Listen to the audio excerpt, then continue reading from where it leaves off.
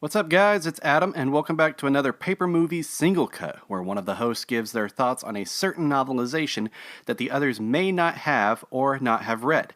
Today, I'll be discussing the novelization to the Tim Burton film Sleepy Hollow that premiered in 1999.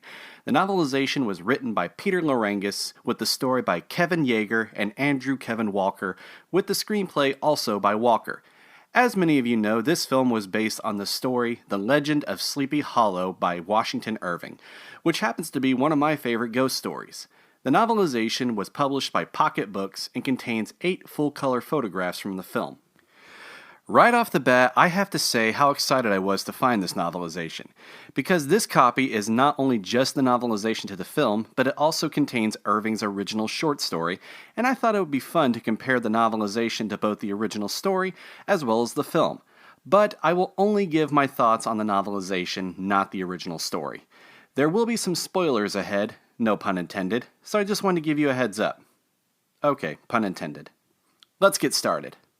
So the original short story takes place several years after the Revolutionary War. It starts with a tall, thin gentleman resembling a scarecrow named Ichabod Crane approaching a small town called Sleepy Hollow. The town is rumored to be bewitched and haunted by ghosts. The most famous is the ghost of a headless horseman who was once a Hessian soldier that was decapitated by a cannonball during the Revolutionary War. Ichabod Crane is the town's new schoolmaster, and he soon meets a beautiful young woman named Katrina Van Tassel, who is the daughter of the wealthiest farmer in Sleepy Hollow, Baltus Van Tassel. Crane is dedicated to win the hand of Katrina, but it is implied it is only for her wealth and her beauty. He is rivaled for her hand by a young man named Abraham Van Brunt, or Brom Bones as he is called. During a party at the Van Tassel estate, it is implied that Ichabod attempts to propose to Katrina. But apparently it does not end well, and Ichabod travels back home at night on his horse named Gunpowder. He soon encounters the Headless Horseman and tries to escape him, but he is never heard from or seen again. Brom Bones and Katrina marry shortly after his disappearance. Some claim that Ichabod survived the encounter and is now living in New York City.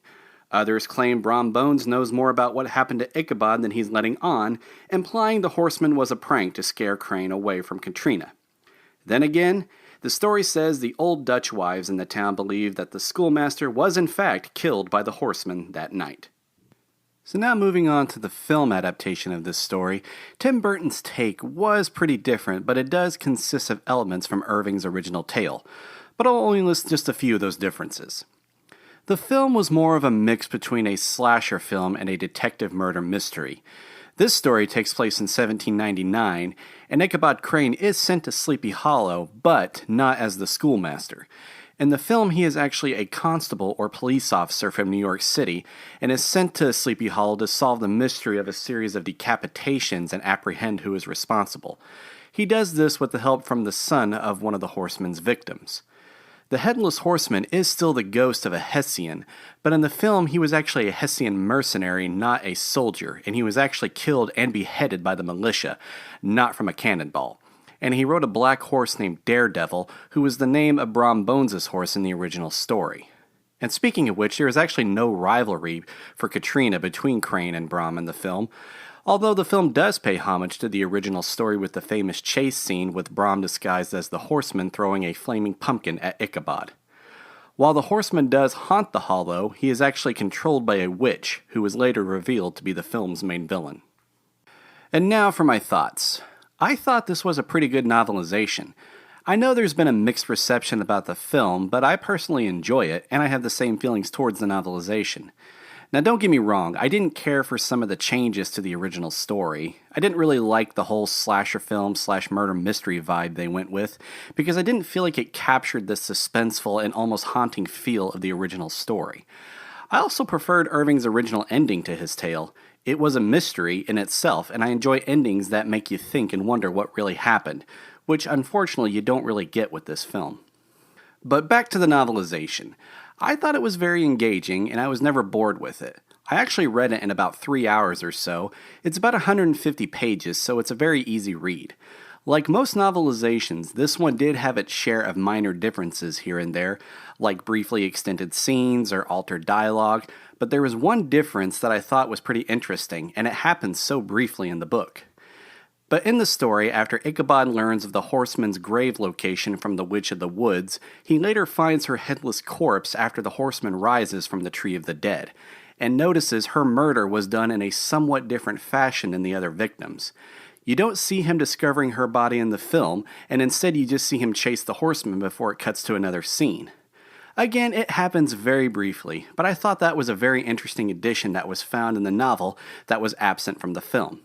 I wonder if it was meant to be a deleted scene, or a scene that was just never filmed, but the witch's fate is featured in both the book and the film. For my grade, I'm going to give this novelization a B+. Again, even though I'm not a huge fan of some of the differences from the original story, I still really enjoyed reading it, and I think this would be a fun and easy read, especially around Halloween. Plus, because the novelization includes Irving's original tale, you can immediately read the short story afterwards for a fun comparison. Thanks so much for checking out this single cut review of the novelization of Sleepy Hollow. I hope you guys enjoyed it. Now don't forget to stay tuned for more single cuts from either myself, Matthew, or Jeremy, and as always be sure to stay tuned for more content on our YouTube channel, and please go check out our Facebook page where we discuss and share our favorite novelizations and book hauls. Have a great one, guys. Thanks so much.